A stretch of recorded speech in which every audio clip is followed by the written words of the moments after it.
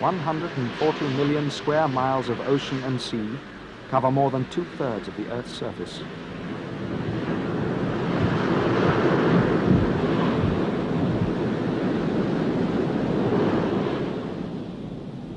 Some birds, able to roam great distances through the air, search this salty wilderness for food.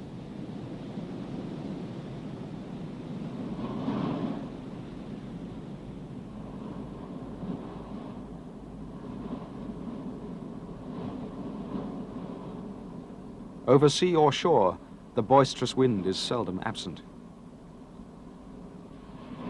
Aerodynamic design must be perfect and matched by faultless coordination and control.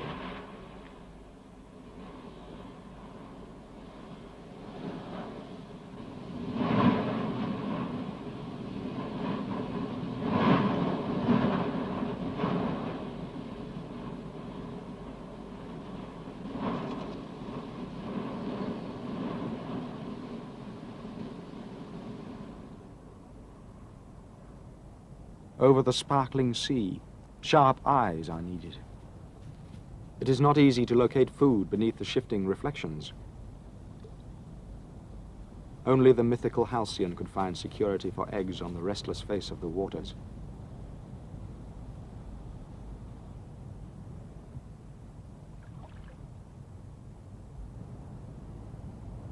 Breeding birds must find land.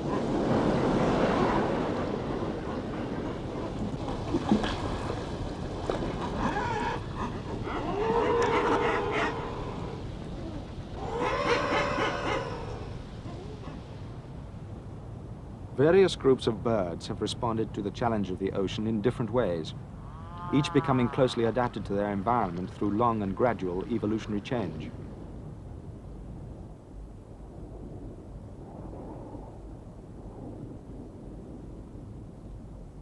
These maritime specialists are the seabirds.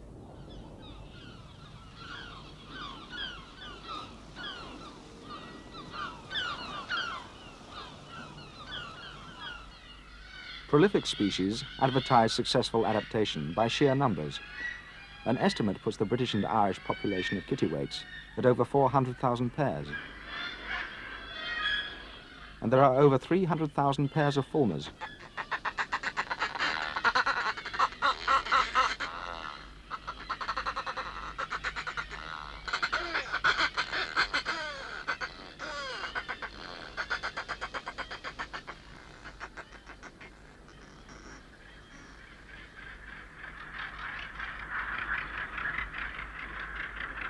Our gannetries are crowded by more than 100,000 pairs of birds each year. The guillemot surpasses all these and is the most numerous British seabird. It's a tricky job counting them, but there are thought to be 500,000 breeding pairs.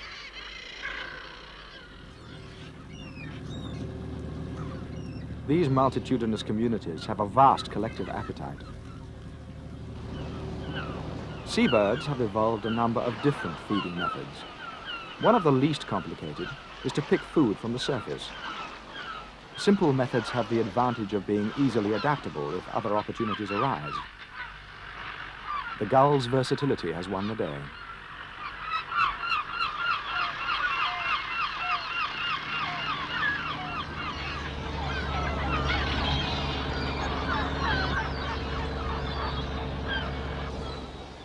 Gannets are specialists.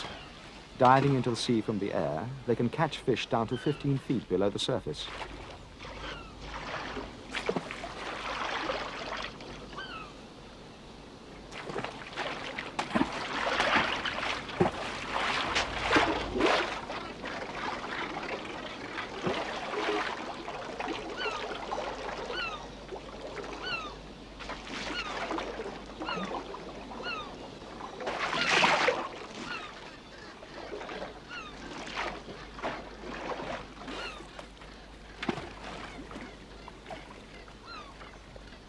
With their dazzling white plumage, gannets soon attract a crowd once food is located.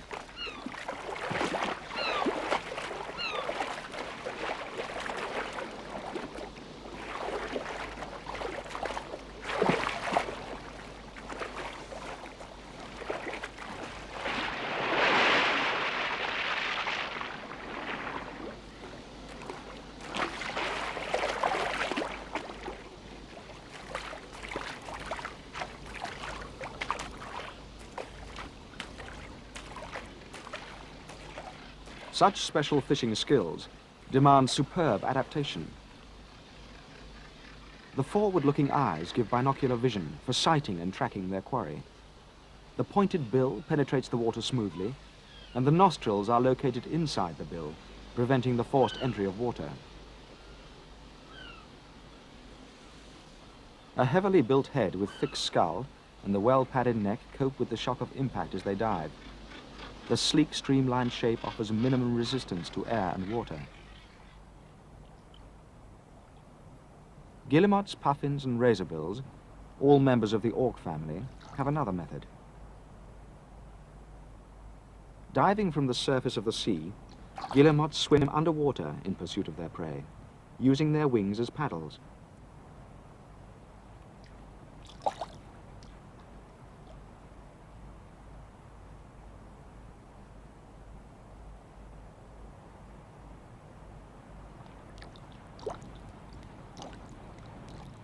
The same tactics are used by puffins, chasing the silver sand eels through the clear waters.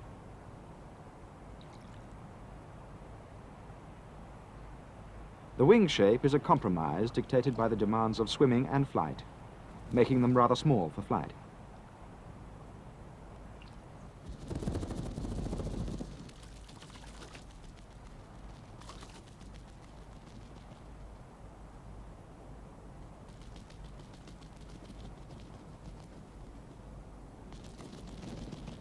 Flying seems an especially energetic process for auks.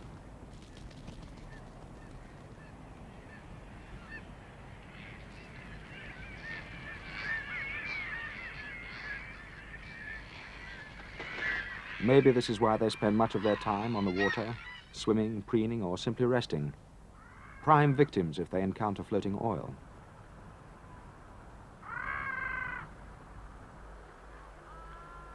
Shags and cormorants have large feet.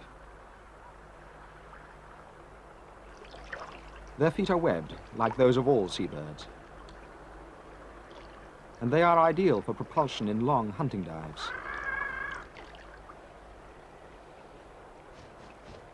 The feathers of shags and cormorants get waterlogged, helping them when diving by increasing their specific gravity. After fishing, they need drying.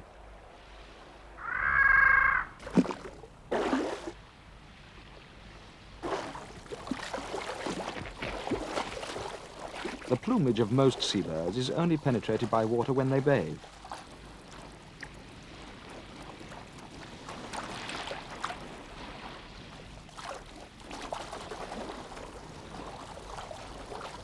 Feathers need a good wash, and all species attack the task with considerable gusto.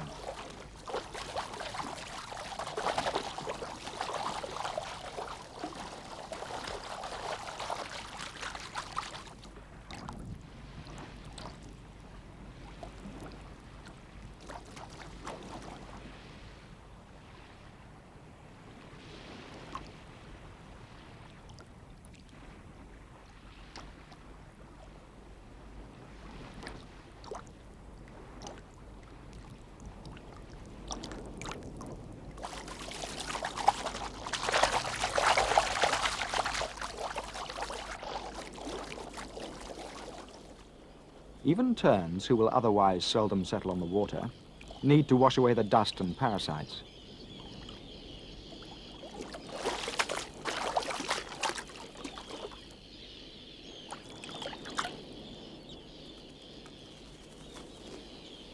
Much time is spent preening. Oil from the preen gland is spread over the feathers, helping to keep them waterproof. There is a necessary delicacy and precision in the arrangement of the feathers. They must overlap, trapping a layer of air. In this way, excellent thermal insulation is achieved, and buoyancy is increased in both water and air.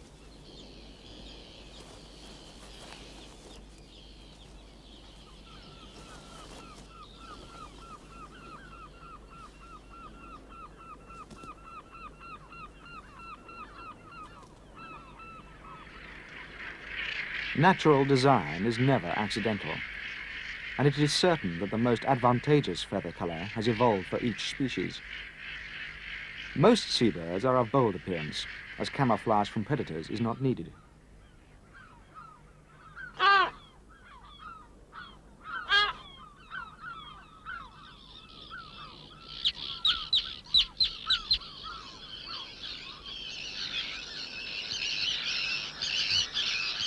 The search for food seems to be the main factor deciding the color of seabirds. Guillemots and razorbills, dark above and pale below, become less obvious as they hunt beneath the surface. The conspicuous bill of the puffin merely adds a touch of social flamboyance.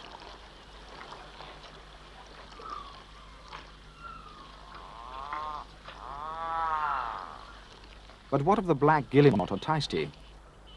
Unlike the other auks, taisties feed on bottom-living prey, and in this region a black hunting dress is the least conspicuous.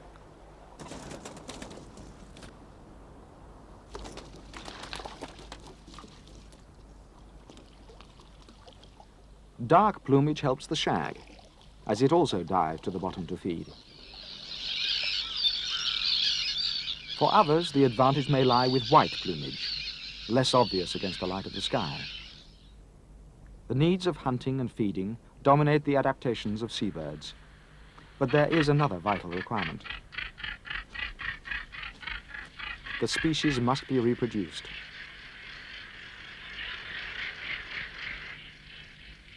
Early each summer, the British Isles attract a huge population of breeding seabirds.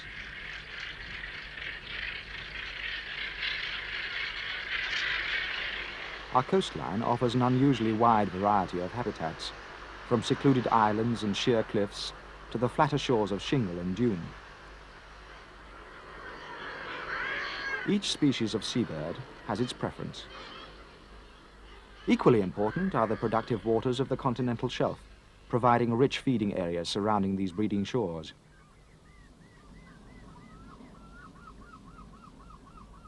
Seabirds vary immensely in their relationship with the land.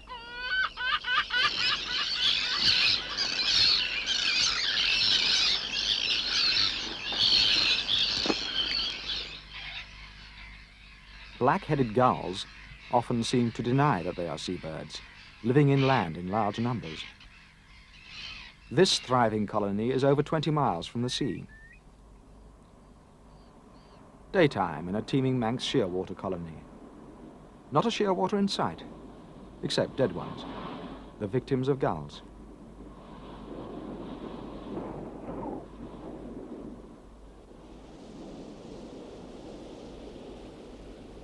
Before sundown, Manx shearwaters assemble in vast numbers on the sea, in great silent rafts. They are so shy of the land that they will not approach it until the last gleam of light has left the sky. Their nesting burrows are visited only under the cover of darkness.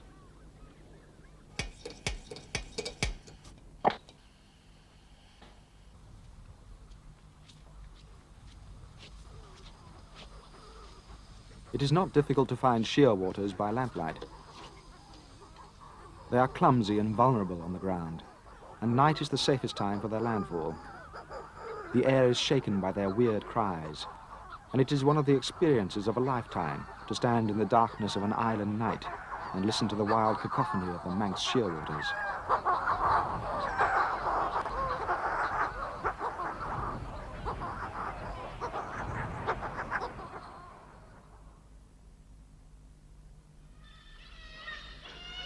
Many seabirds breed in large and conspicuous colonies, with no attempt at concealment, safe because they are inaccessible or remote. Flatter shores are more open to predators. Lesser black-backed and herring gulls establish quite large territories, spacing the nests some distance apart, thus making them harder to locate.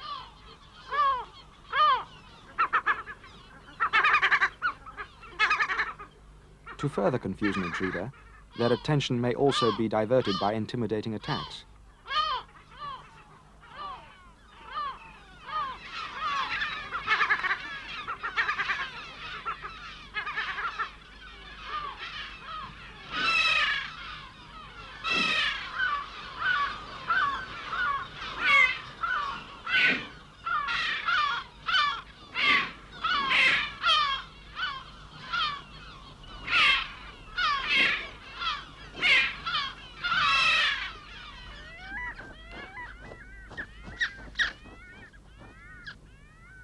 Arctic skuas also attack, or attempt to distract. This is a light phase, mated to a dark phase bird.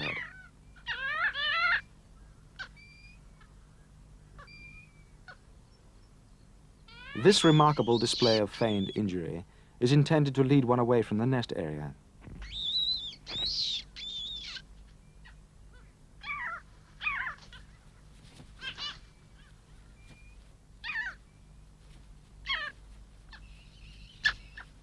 Nine out of 10 seabirds share the propensity of sandwich terns for breeding in colonies, even though it is an exceptional habit among land birds.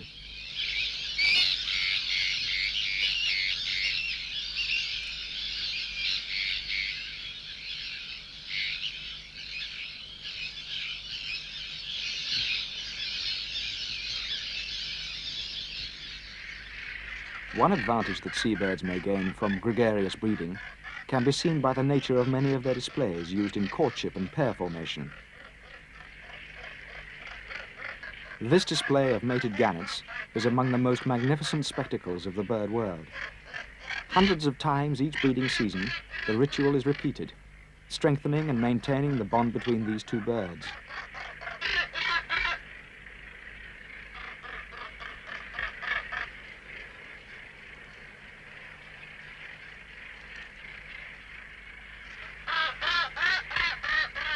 The performance is infectious. One pair stimulates the next, this contagion spreading and tending to coordinate the behavior and reproductive state of the colony.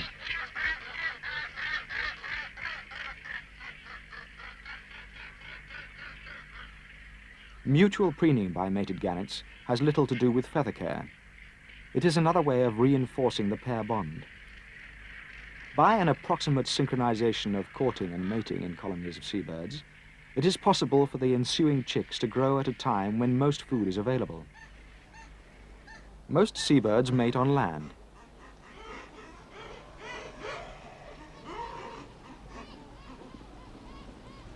However, the puffin does things differently.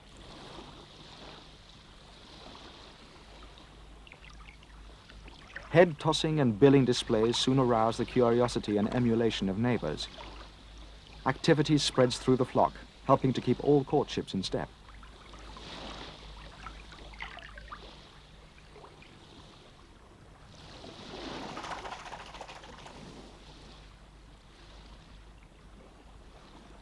Even mating is contagious. Puffins are surprisingly unusual among seabirds in attempting this enterprise while afloat.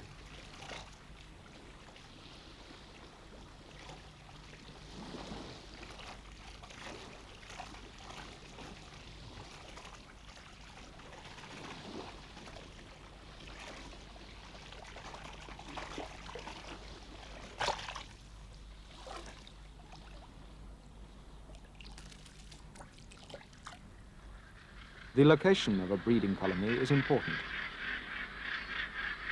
Gannetries occur on windy islands, for the gannet, built for speed over the oceans, does not always find landing easy.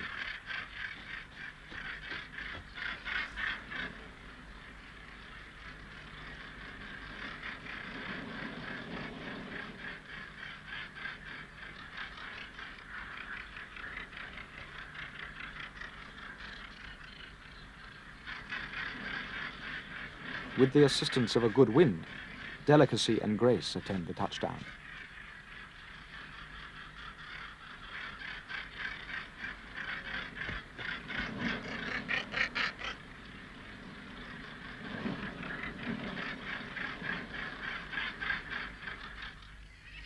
On shores like this, 3 species of auk can breed in harmony. Razorbills prefer to breed in crevices, on broken-faced cliffs, or under boulders, and so do not compete with puffins occupying colonies of burrows. Or guillemots crowding together on flat ledges.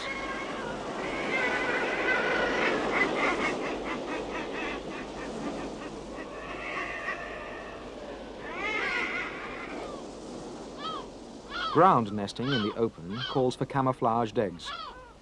Lesser black-backed gulls' eggs can be hard to spot.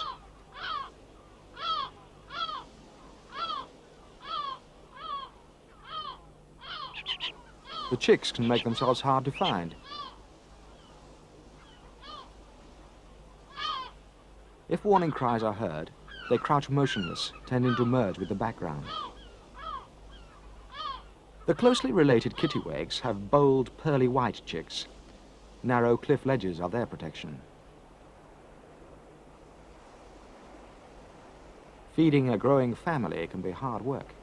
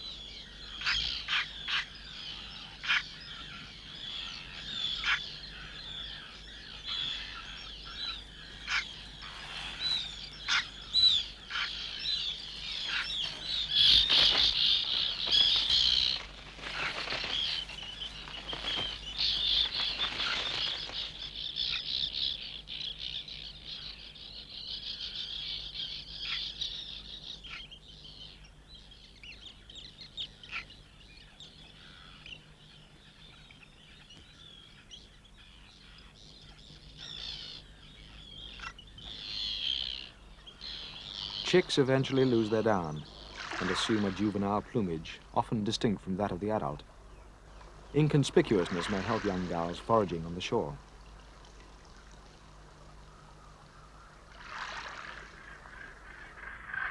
Maybe the dark plumage of juvenile gannets serves to protect them before they leave the gannetry.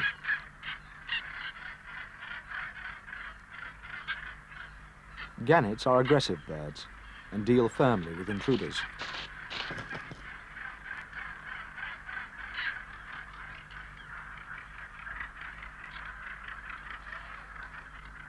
It may be an advantage for the young gannet to look quite unlike an adult, and in this way prevent the risk of triggering a full-scale attack from its father.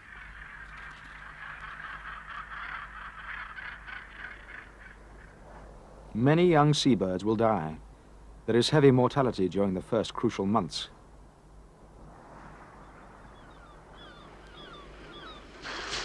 Once through their first year, the survivors may expect a long life. Seabird populations have a slow rate of turnover. They are in a state of equilibrium that can be considerably altered by the far-reaching effects of man's activities. Sometimes the birds benefit. Species that were previously slaughtered in large numbers are increasing. But all is not well. Our shores are more heavily used for leisure, and disturbance can threaten all species.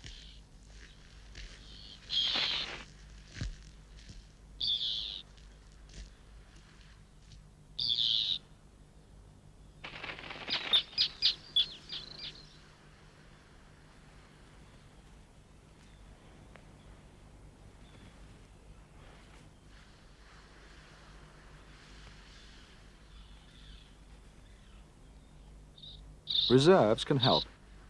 Over a quarter of British terns nest in protected areas.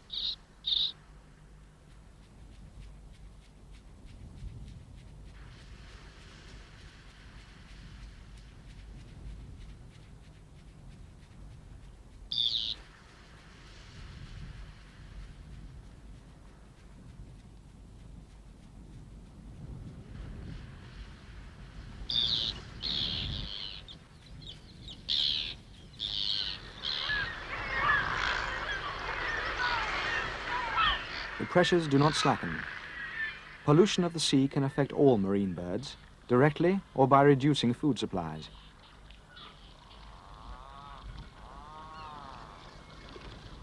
Substances such as polychlorinated biphenyls and organochlorides have been found in seabirds and are potentially harmful.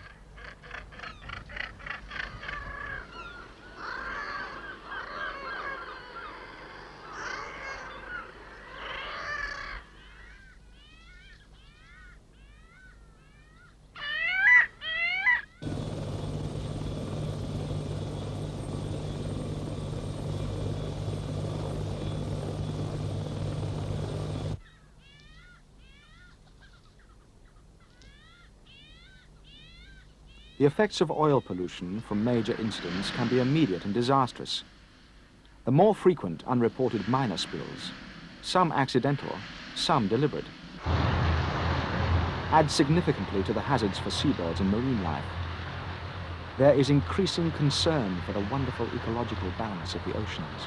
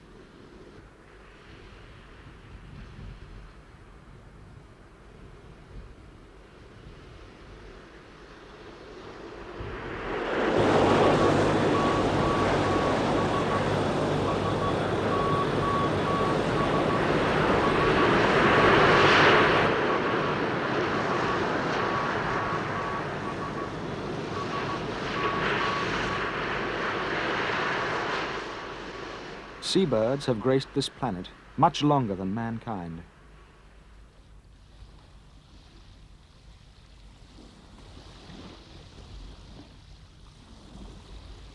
The Earth is enriched by their lively presence, but do we care enough?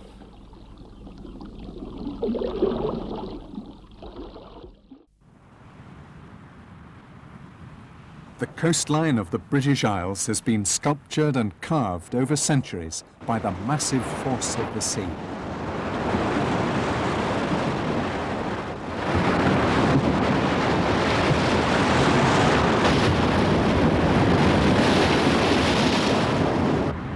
Spectacular stacks and rocky islands stand just offshore from near vertical cliffs. These are wonderful wild places of global importance as a breeding base for seabirds.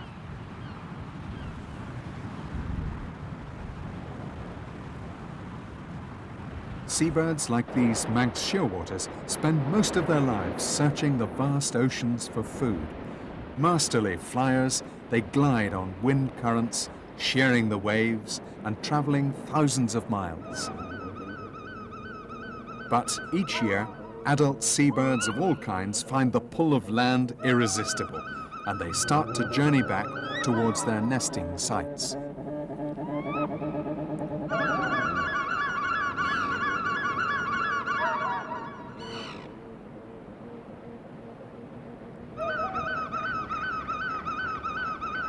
Many home in to the very spot where they were born.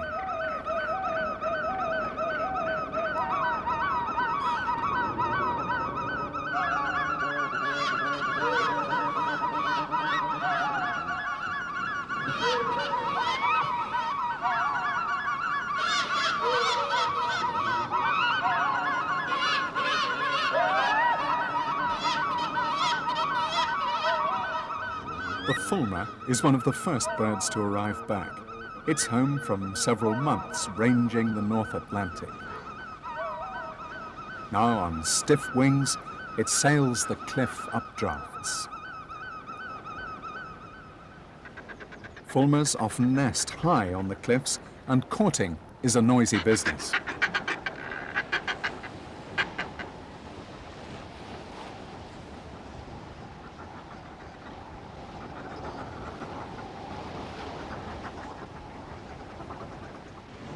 Also home from the heaving Atlantic seas, puffins preen, look for their mates, or pop up to inspect their cliff-top burrows.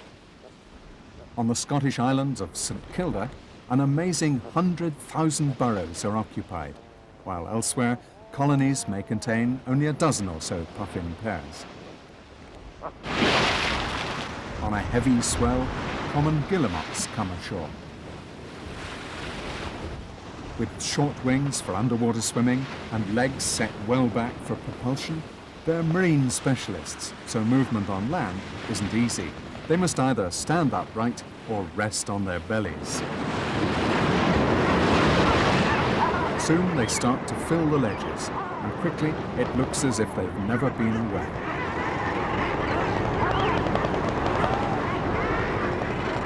Bridled common guillemots have a white line running back from the eye. It's a genetic variation. A razorbill may come home from as far east as Sardinia in the Mediterranean Sea, while the black guillemot winters close to home shores and chooses a nesting crevice lower down near the sea. Kittiwakes winter in the North Atlantic, often as far west as Canada.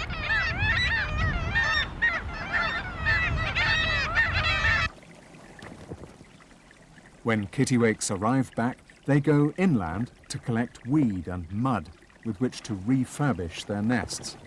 Built on the tiniest ledge, each nest is arranged, trampled, and then cemented together with droppings to form a deep, safe cup. No longer shot by man for food or feathers or sport, there are now 500,000 kittiwake pairs. The shag winters just off the coast. During courtship, paired birds greet each other with splendid displays.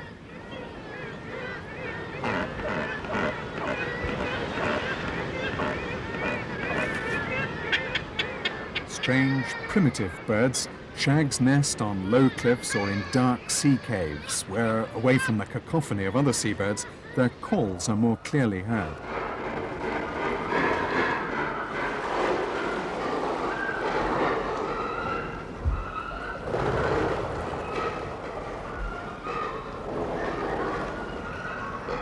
Shags make a huge nest of seaweed, sticks, and even bracken. For mutual attraction in the breeding season, both sexes sport a crest and bright yellow skin.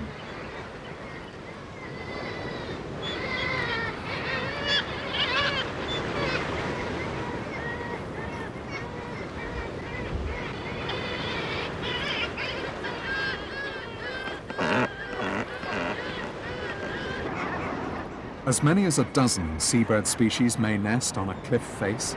The coasts of England and Wales, Scotland and Ireland provide a host of habitats for seabirds.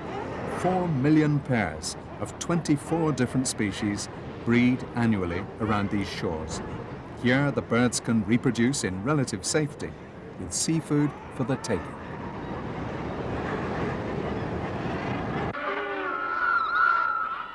The largest breeding seabird, the gannet, nests on inaccessible rocky islands or on high cliff ledges. The 20 colonies around the coasts contain 3/4 of the world gannet population.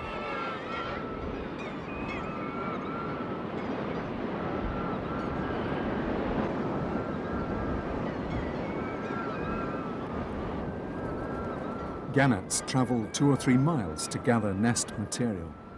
Grass and seaweed are then flown back to the gannetry to be added to ancestral nest drums, here in slow motion.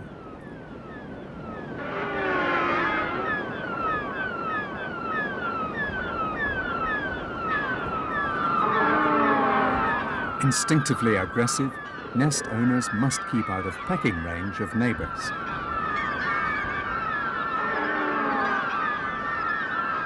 When landing, a gannet must run the gauntlet of lunging beaks.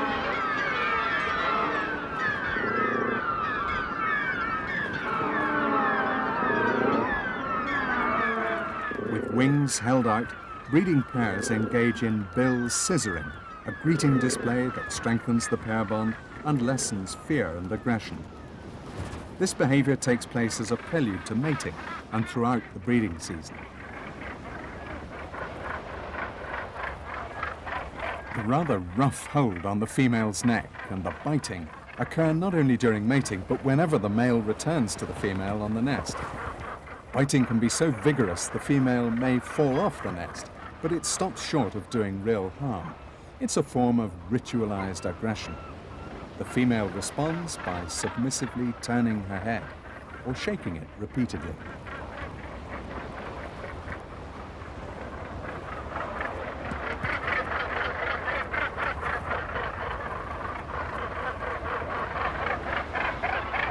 A single egg is laid, which is incubated not in the conventional way, but under the web of the foot.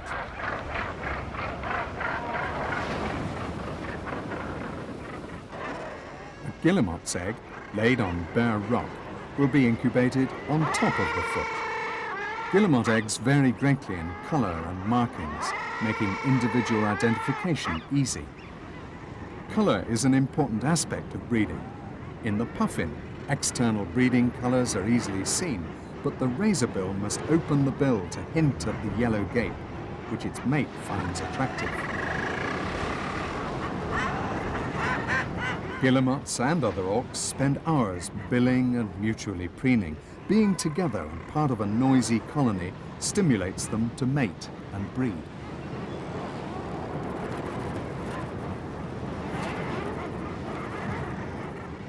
Life in crowded colonies is far from peaceful.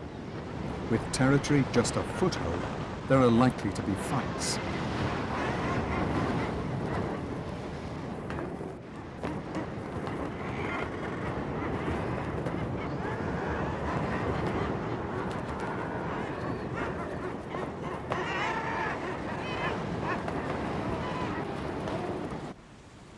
In the puffin colony, hostilities often break out over the ownership of a burrow.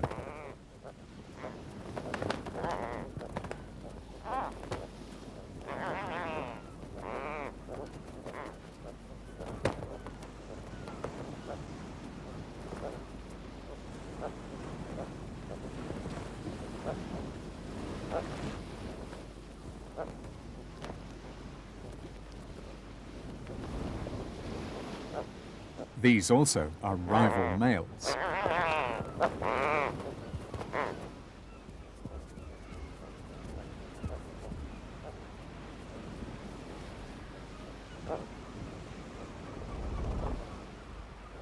And the victor seems none the worse for the scrap. He can return to his intended territory and mate.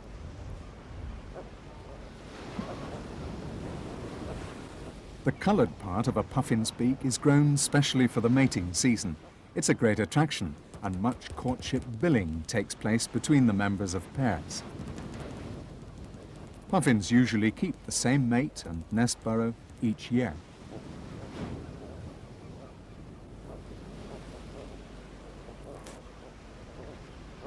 Some collect twigs or pluck fresh grass to place in the nesting chamber, where one egg will be incubated for 40 days. Both birds share this duty.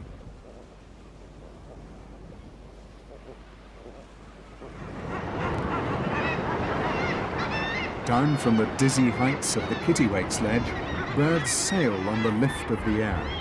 Here is bird life in superabundance, tier upon tier, all intent on raising families. It's overwhelming, and so is the smell.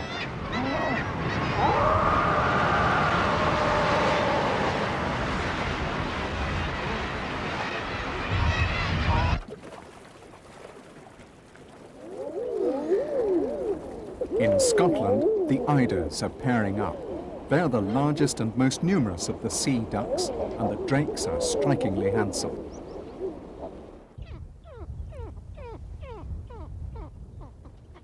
Up on the coastal moor, the male great skua is settled in. The wild cliffs and moors are subject to many moods. Birds are glimpsed and lost. It's an exercise in listening.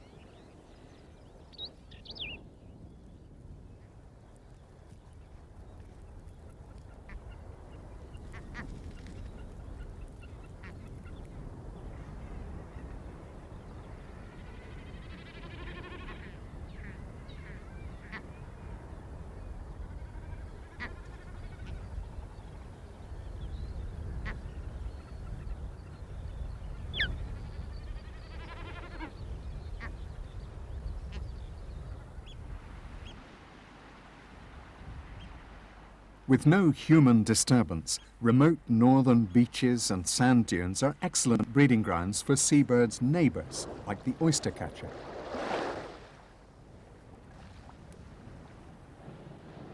The ringed plover's plumage acts as a camouflage, and once settled, the bird will merge fully into the background.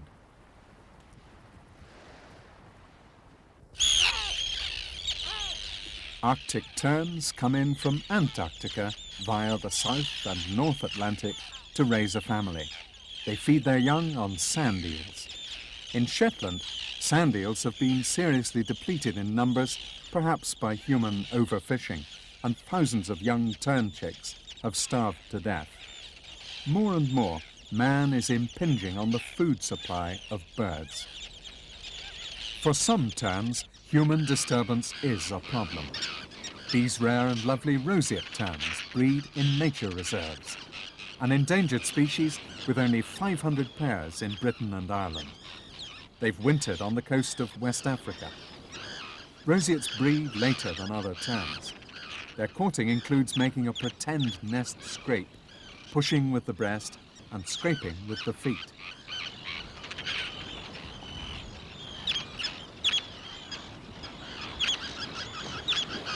Arctic tern chicks have to learn about life, to recognize and beg only from the right parent.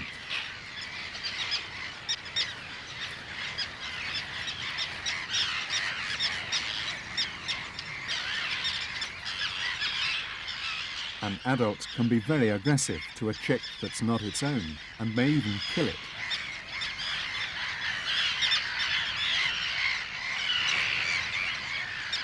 Feigning death, being submissive, is the right way to behave if an adult isn't your mother. Doing the right thing means survival, and this chick is learning fast to play possum. Later, its own parent should come to feed it. To feed their young, breeding seabirds rely on the richness of the seas. Upwellings where warm and cold currents meet bring up nutrients. In the sun, plankton flourishes, millions of creatures spawn, their eggs attracting shoals of fish. Out in deep water, herring and pollock. Inshore, sand eels like these. In Shetland, commercial fishing of sand eels for conversion to farm animal food appears to have depleted fish stocks, but it's a complex problem and more research is needed. Each bird species is adapted in its own way to exploit the ocean. The black guillemot, for instance, dives for bottom-living worms and mollusks, while common guillemots swim under the surface or dive to pursue sand eels or sprats.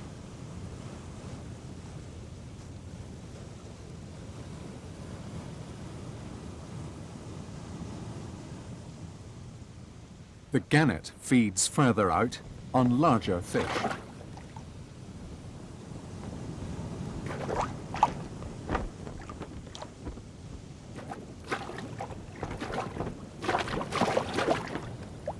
Designed for marine life, seabirds are only marginally equipped for life on land. Some venture ashore only at night.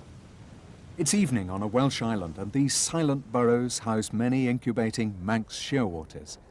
Their mates are fishing 200 miles away and will return under cover of darkness. Superb in flight over the sea, shearwaters are clumsy and vulnerable on land. As the cloud slips from the moon, they can be glimpsed shuffling to find their burrows, guided by the calls of their mates. But few birds venture ashore on a bright night.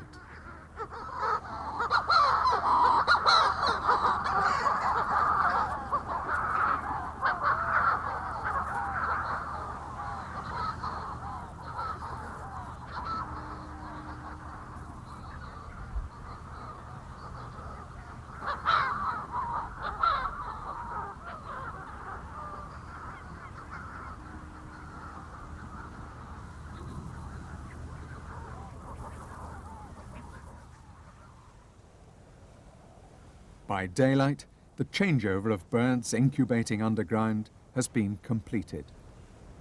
Not all were successful in getting back to the sea.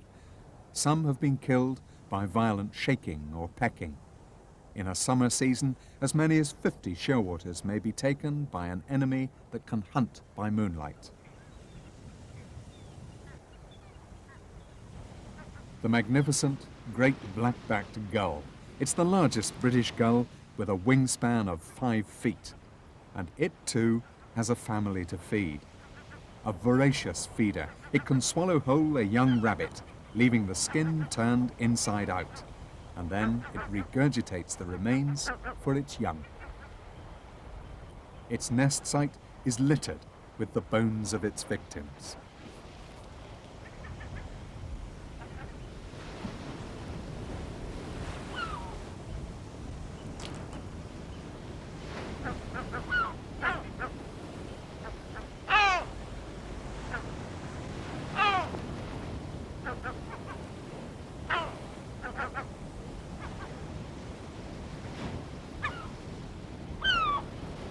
All around the coast, the herring gull is a constant threat to other breeding seabirds.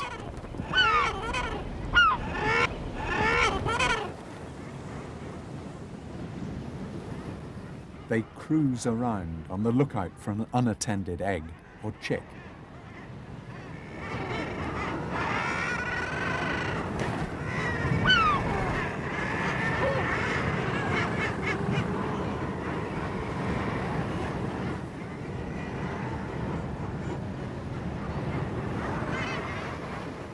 A female eider duck is hard to spot. Camouflage is her protection. Hatched on a bed of eider down, her ducklings will have to risk a long walk to the sea. But on a summer day, when the coast is bathed in sunshine and even the sheep lays on the cliff, there's a brief noontide lull from predators. The maritime flowers that thrive even in the salt spray now bloom in profusion, carpeting and softening the headlands. The fulmar takes wing on the warm air currents. Or they confirm their fidelity to one another.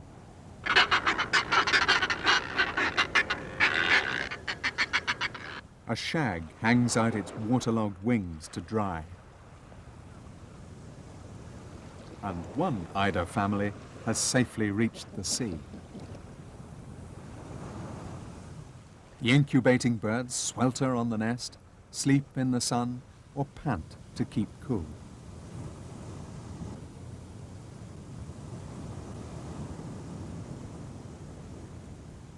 But hunger has still to be appeased. Life and death just have to go on.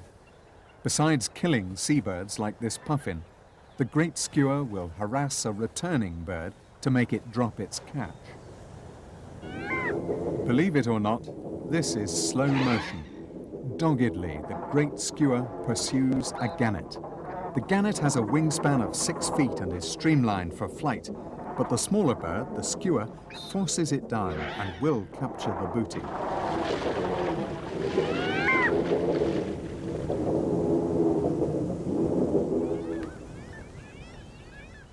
The Arctic skua is also a pirate and feeds its young on fish stolen from other birds.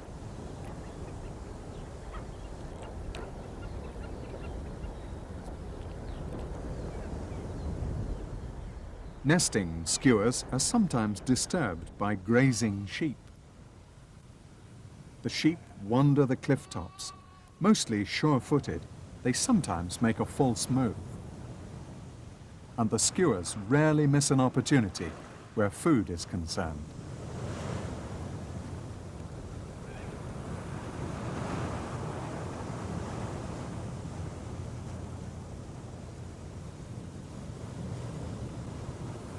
After such a feast, they bathe in a peaty lochen. Seabirds bathe and preen to get rid of parasites and to keep their feathers in good condition. When home from the sea, kittiwakes also prefer to bathe in fresh water.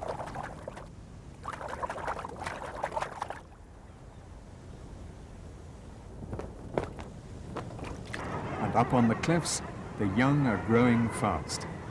The climax of the year has been reached. The kittiwake chicks are well advanced, though some have already fallen victim to skuas and herring gulls.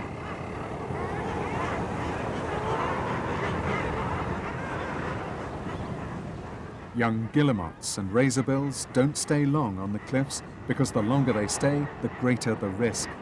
They look underdeveloped, but their plumage is waterproof before they're 3 weeks old. Those that are left energetically exercise their tiny wings. Soon, all the chicks will leap from their high birthplaces. Feeding chicks down in the sea saves the parents' energy, and the chicks are safer down there. Meantime, in puffin colonies around the coast, parents bring in beakfuls of fish for their young. Some double-chambered burrows are shared with rabbits. The great skua takes out a fluffy brown puffin chick. When sand eels are in short supply, starving baby puffins are easy prey.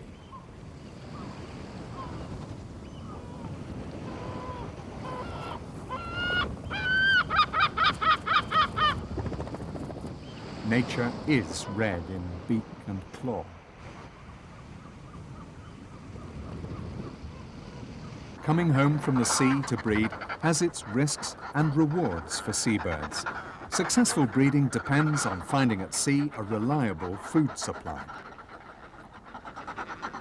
Fed on regurgitated, half-digested fish, the fulmar chick spends 7 weeks on a ledge. The fulmars will be last to leave.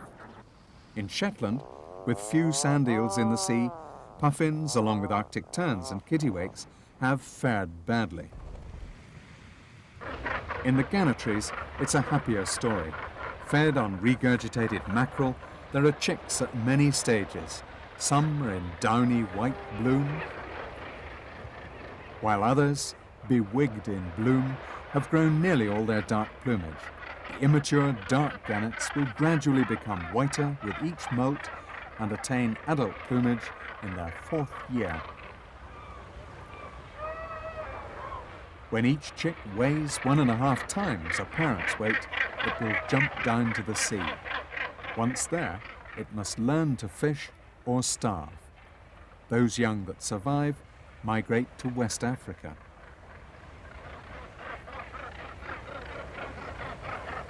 Parent puffins abandon their young, who make their own way to the sea. On Shetland, one of the few puffin chicks to hatch is about to jump. Seabirds are superbly adapted to their marine environment, but are more and more at risk from man's activities. For birds, man is always a threat on the horizon, producing oil slicks, overfishing, dumping poisonous chemicals. We treat the seas as one huge dustbin.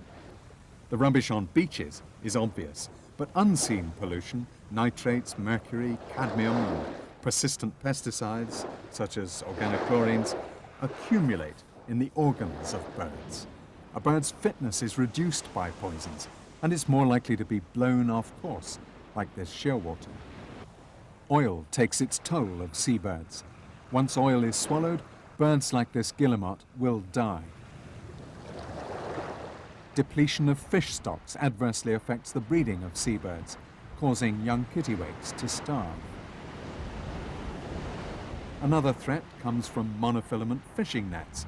Many seabirds, especially guillemots, drown in them. Long lengths are joined together and used as a drift net or anchored out at sea. These synthetic nets are invisible underwater. The birds don't see them, and once entangled, cannot escape. Ashore or at sea, there are many risks to seabirds. But all must take their chance, and the young chicks born each summer are off to places yet unknown to them, yet well known to their ancestors down the centuries. Such is the marvel and mystery of seabirds. These leavings and homecomings are part of the great jigsaw of nature. Whitewashed cliffs remind us of the joyous spectacle of summer birds home from the sea. But man's influence on the marine environment could so easily change all that.